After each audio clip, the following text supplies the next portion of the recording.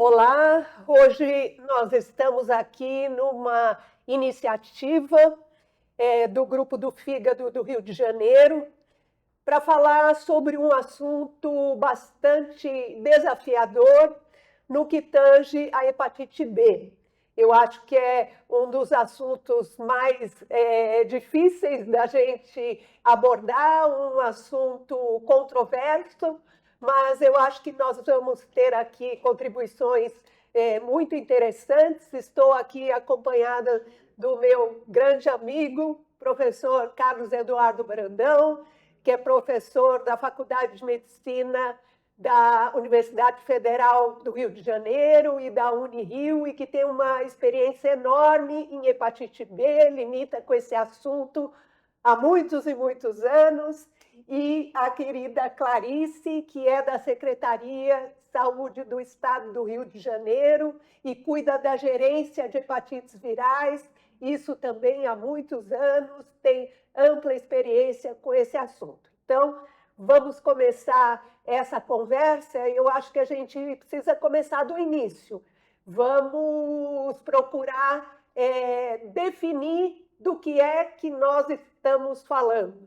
Então, eu pergunto aqui para o professor Brandão, qual que seria a definição de um paciente imunotolerante ao vírus da hepatite B? Então, Maria Lúcia, a definição clássica, né, é aquele indivíduo que tem uma infecção crônica pelo vírus B e com carga viral sempre muito elevada, normalmente definida pelos consensos internacionais como sendo uma carga viral do HBV-DNA superior a 10 elevado a 7 unidades internacionais por ml, sempre um indivíduo que tem transaminases persistentemente normais, pelo menos com 2 ou 3 avaliações com intervalos de 2, 3 meses, e que não tem nenhuma atividade necroinflamatória no fígado ou grau de fibrose. Na maioria desses pacientes, a forma de aquisição, né, foi sempre muito no início da vida, normalmente por uma transmissão vertical, como é o habitual naquelas regiões do Sudeste Asiático, em que a transmissão ela é materno-infantil, vertical, em que a mãe contaminada transmite a infecção para o recém-nato. Então, normalmente são jovens, crianças, que têm essa infecção crônica com uma carga viral extremamente elevada, mas sem lesão hepática, pelo menos do ponto de vista necroinflamatório, do ponto de vista do grau de fibrose, e sempre com transaminases permanentemente normais. Então, esse termo imunotolerante é exatamente o indivíduo que tem uma infecção, mas em que o sistema imunológico ele tolera aquele parasitismo viral sem a oposição do sistema imune à presença daquele agente estranho que é o vírus da hepatite B. E, Clarice, nós temos visto com frequência esse tipo de paciente? Como é que você tem lidado com isso do ponto de vista epidemiológico? Olha, assim, pelo estado do Rio de Janeiro, não é frequente essa forma, apesar de, na minha prática médica, já atendi e atendo ainda alguns casos. É mais comum aquele portador da infecção pelo vírus B, sem essa replicação alta, né? Um portador crônico, também com enzimas normais, e sem atividade inflamatória e fibrose no fígado, que requer aquele acompanhamento, né? Mas que ainda não apresenta uma forma ativa de doença hepática. Essa forma de transmissão vertical, eu vi ainda na escola, na Faculdade de Medicina, de jovens adolescentes que vieram da Amazônia na época, com essa forma de hepatite que, no caso, o professor Clementino Fraga já começava a receber e estudar esses casos de imunotolerantes, né? Então, eu acho que essas pontuações que foram feitas são muito importantes para a gente realmente definir o que é o verdadeiro imunotolerante, né? Então, professor Brandão colocou aí todas as características e é aquele paciente que geralmente ou sempre é antígeno E positivo, né? HBe, AG positivo, com essas transaminases normais. E muito tem se falado do que é uma transaminase normal, né, Brandão? Que precisa ser, segundo a orientação americana, menor que 19 para mulheres, menor que 25 para homens, realmente normal, né? Essa carga viral extremamente alta e, como a Clarice mencionou, um paciente que a gente vê muito pouco, né? Porque nós temos pouca ocorrência agora desses pacientes jovens com transmissão vertical. Isso vai ficar cada vez menos frequente, porque agora a gente já tem um contingente de pessoas vacinadas, né?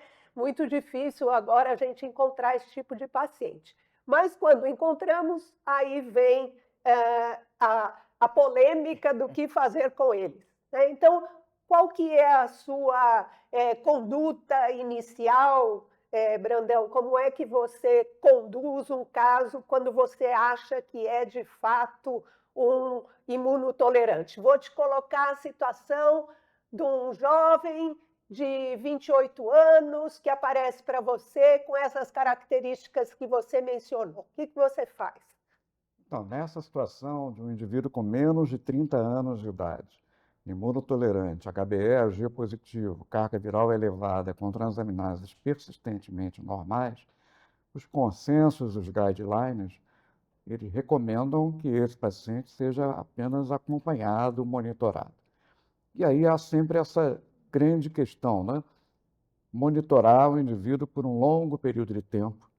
Esse paciente ele tem que ter uma boa aderência, ele tem que ter uma boa adesão, ele tem que vir frequentemente ao serviço, ele tem que estar sempre fazendo um acompanhamento dessas enzimas, ele tem que fazer carga viral periodicamente, ele tem que fazer, eventualmente, métodos não invasivos para avaliar o grau de atividade inflamatória ou até mesmo o grau de fibrose. Então, esse é o consenso. O consenso é que não se deve tratar esse indivíduo jovem com menos de 30 anos. Existem algumas situações pontuais que merecem uma reflexão. Aquele indivíduo que, porventura, ao fazer essa avaliação por um método não invasivo ou até mesmo por uma biópsia, ele tem algum grau de atividade necroinflamatória igual ou superior a 2 e tem uma atividade de fibrose, um estadiamento de fibrose igual ou maior do que 2 pela biópsia, ou uma elastografia com pelo menos uma leitura superior a 8 kPa, esse paciente, em tese, ele pode estar aqui caracterizando que ele já tem alguma presença, algum estadiamento de fibrose. Então, esse paciente poderia ser um candidato a um tratamento. E seria um tratamento, às vezes, por um longo período de tempo. Então, essa decisão tem que ser compartilhada entre o médico, o próprio paciente, questões de aderência, questões de estar toda hora monitorando esse paciente. Uma outra coisa que é importante também é a questão da história familiar, né? Se esse indivíduo, e normalmente eles são indivíduos que vêm do continente asiático, chineses, né? Taiwan, Formosa, Sudeste Asiático, se esses indivíduos têm algum histórico familiar de câncer de fígado, de CHC, esse é um outro paciente, é uma outra condição que pode nos fazer pensar na possibilidade de tratar. Mas é importante dizer que poucos artigos, poucos dados na literatura existem sobre tratamento desse indivíduo na fase da imunotolerância, né? Então, na maioria das vezes foram feitos lá na época do passado com velho interferon pegilado, mais recentemente com o uso de análogos de nucleosídeo, como tenofovir, eventualmente isolados, outras vezes até combinados, né? Utilização de núcleos mais interferon. E o que eles perceberam? Muitas vezes, esses pacientes, ao longo de um determinado período de tempo, essa carga viral ela é supressa, ela é suprimida, mas sempre ainda mantendo uma viremia residual. 70% deles conseguem realmente suprimir a carga viral. Mas O que se questiona, Maria Lúcia, é exatamente a efetividade ou a eficácia da soroconversão do E para o anti-E e da perda do HBsAg, que teoricamente é o nosso grande objetivo. Então, existem alguns ensaios clínicos, alguns trials prospectivos, retrospectivos, controlados, randomizados, mas que mostraram que existe uma boa supressão da carga viral, mas existe uma limitada eficácia em termos de soroconversão do antígeno E para o anti-E e menos ainda de perda do HBsAg. Então, essa é uma das razões pelas quais o tratamento, muitas vezes, ele é postergado, ele não é iniciado. Um outro dado importante é que, se esse indivíduo tem mais de 40 anos de idade, existe um certo consenso se ele tem uma situação de imunotolerância, mas ele tem mais de 40 anos de idade. Ele tem uma outra comorbidade, doença metabólica do fígado, doença alcoólica do fígado, né? E se ele tem algum grau de fibrose superior a 2, esse é um paciente que eu posso pensar na possibilidade de iniciar tratamento. Eu gostaria, muito bem pontuado, doutor Brandão, mas eu queria pontuar também um aspecto do estigma, né? Que uma pessoa, desde a juventude, portador de vírus, né?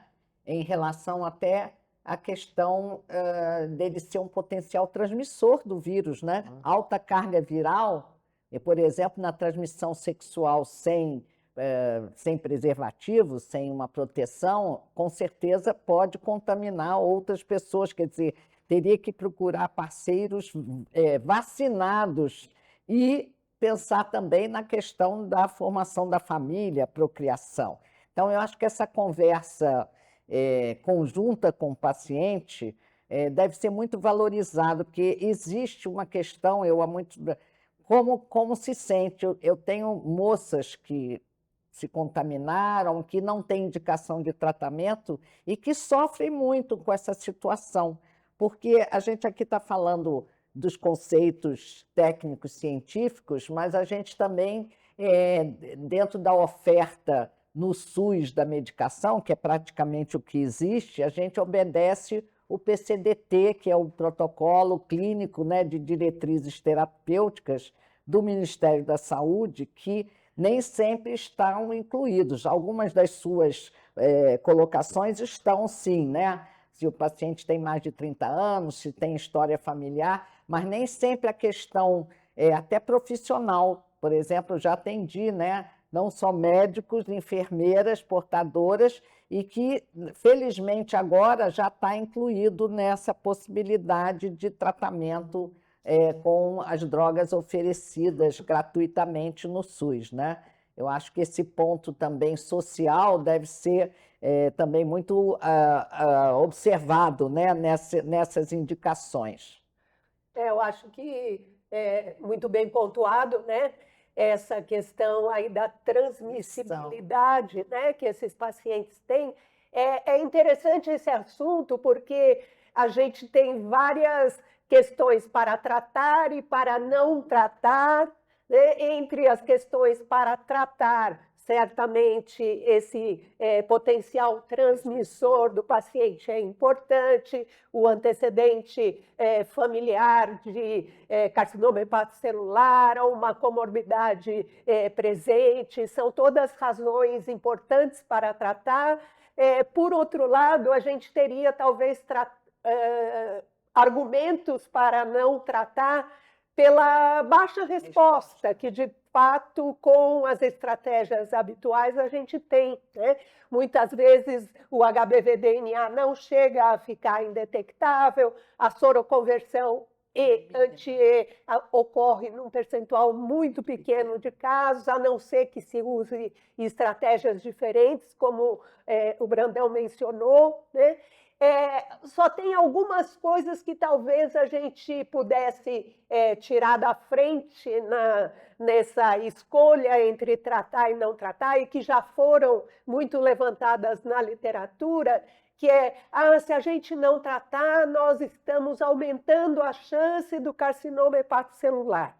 isso parece ter caído por terra, com meta-análises muito grandes que mostraram que o imunotolerante, uma vez não tratado, não existe aumento da ocorrência de carcinoma hepatocelular nesta população.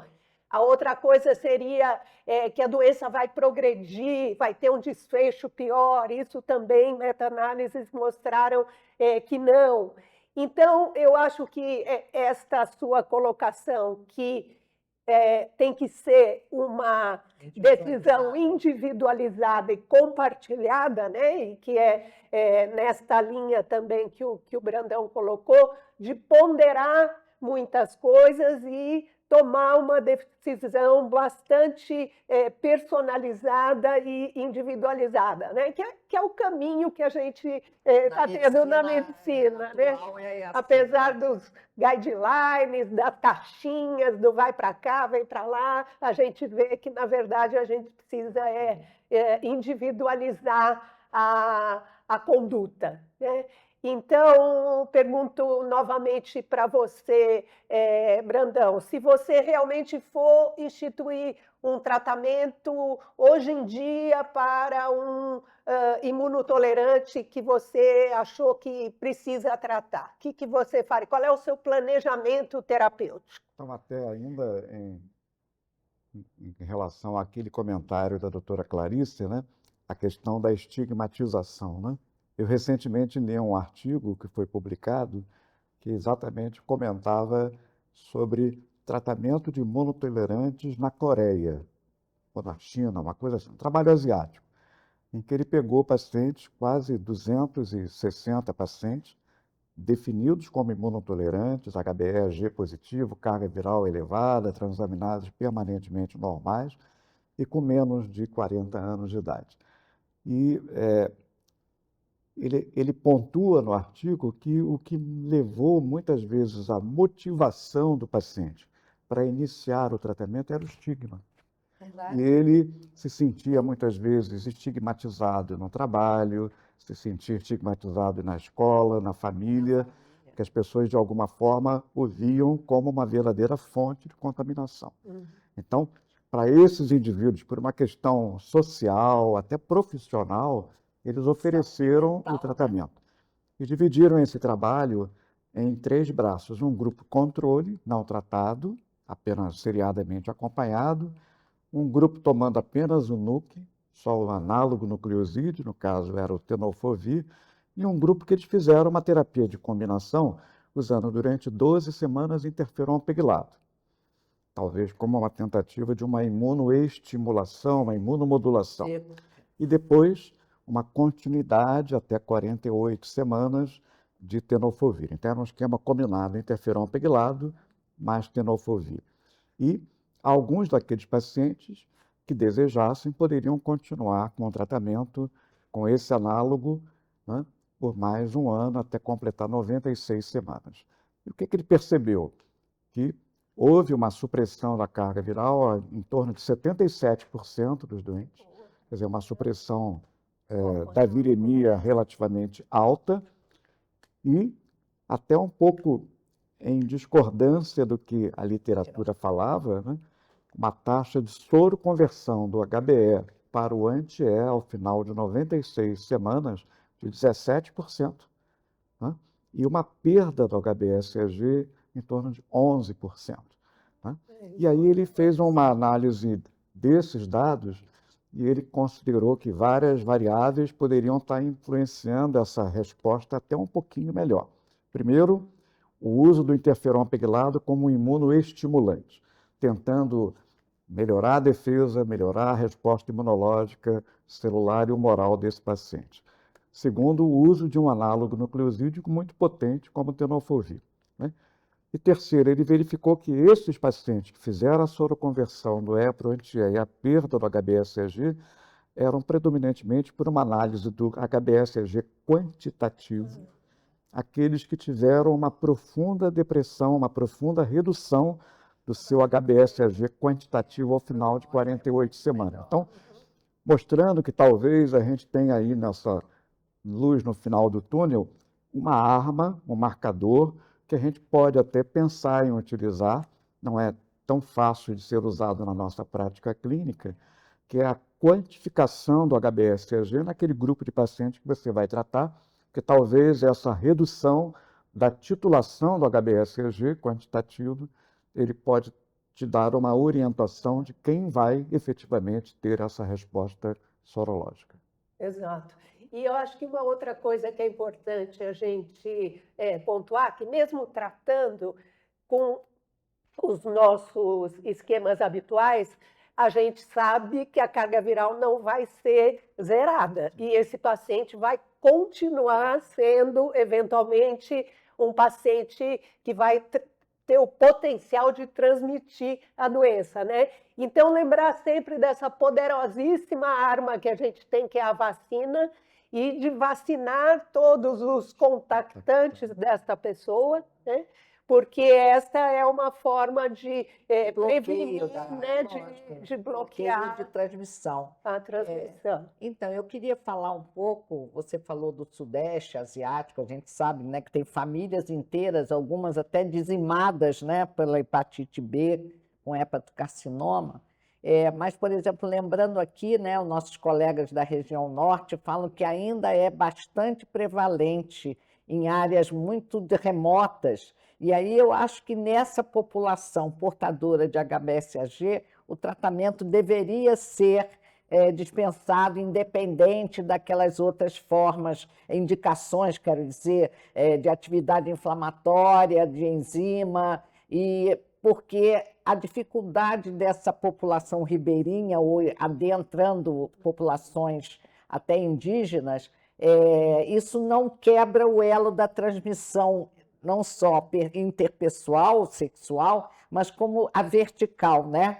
Que também, felizmente, a vacina até fazem muitos esforços para chegar em áreas remotas, mas, infelizmente, a gente já teve coberturas vacinais melhores do que atuais. Eu lido muito com isso e tenho feito esforços no sentido da gente levantar até para a população não só da maternidade, que deve ser a primeira dose, nas primeiras 12 horas do nascimento, mas para a população adulta. A gente ainda pega até em consultório adultos, né, sexualmente ativos que não estão vacinados.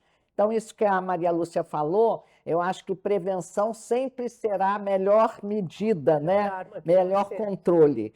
Mas eu achei interessante essa sua fala sobre ter uma maneira de distinguir qual paciente deveria continuar o tratamento através da dosagem que a gente, infelizmente, ainda, vamos dizer assim, clinicamente, não temos ainda essa possibilidade, né? Até temos, mas é limitada, né? Muito bem. Acho que abordamos amplamente, né, aqui o assunto do imunotolerante, né? Brandão, não sei se você gostaria de falar mais alguma coisa. Eu acho que abordamos aqui a definição do imunotolerante, a abordagem diagnóstica que a gente precisa fazer dele, ampla, as indicações de tratamento, embora os guidelines europeu, americano, na maior parte das vezes digam que esse paciente não precisa ser tratado, mas nós temos motivos aqui que foram levantados e características do nosso país diferentes em relação a essa abordagem. Então, eu acho que foi bastante interessante. Eu deixo a palavra aí com vocês, se quiserem fazer mais algum adendo. Eu acho importante também fazer uma divulgação, né, para a questão das pessoas que nunca se testaram para as hepatites virais em geral, né, porque existe a população que já não alcançou esse calendário vacinal ao nascer e pode ter ser exposto ao vírus, que é uma doença chamada silenciosa.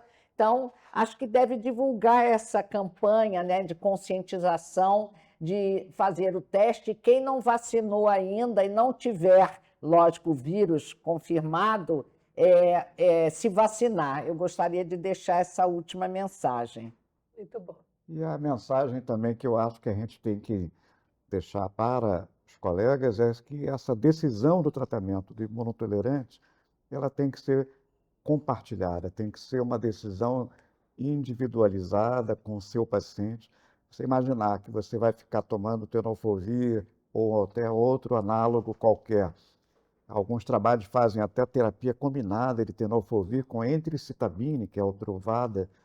Fazer esse tipo de tratamento por um período longo de tempo, isso significa você ter acompanhamento clínico, acompanhamento laboratorial, monitoração permanente. Então, isso tudo tem que ser uma decisão compartilhada. Então, além da importância da prevenção, da vacinação, da cobertura vacinal, essa decisão do tratamento do imunotolerante tem que ser sempre uma decisão muito compartilhada entre a equipe médica e o seu próprio paciente.